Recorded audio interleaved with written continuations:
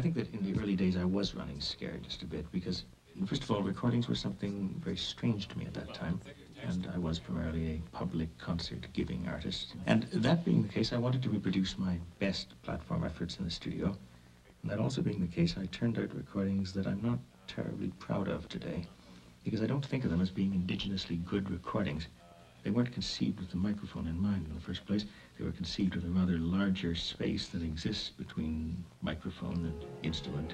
And that's why they don't always work. Some of them do. I can still enjoy the Goldberg variations up to a point. But I think that I'm now able to conceive of the act of recording as something quite special and particular, and in no sense a reproduction of any other act. I suppose I never really did want to give concerts. I thought of it as something that had to be got through. I thought of it as something that one must do while endeavoring to establish, I suppose, some sort of reputation which would stand you perhaps in good stead later on.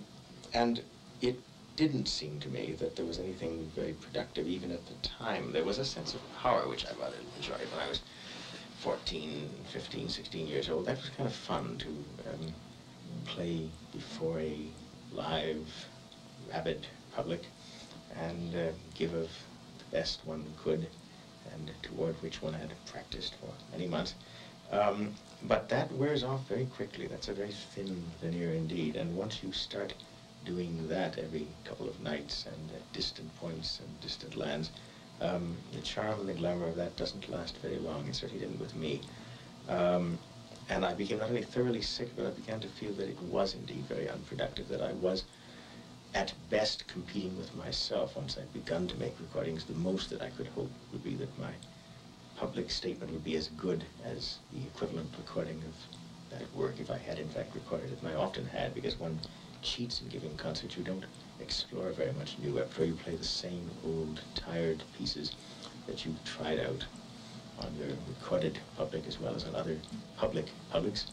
And one does cheat, and one does try to get by with as little work as possible and play them pretty much the same way, I suppose. And there is an incredible lack of imagination that sets in. There's no longer a need to rely particularly on imagination. And one grows old very quickly. It's a dreadful life.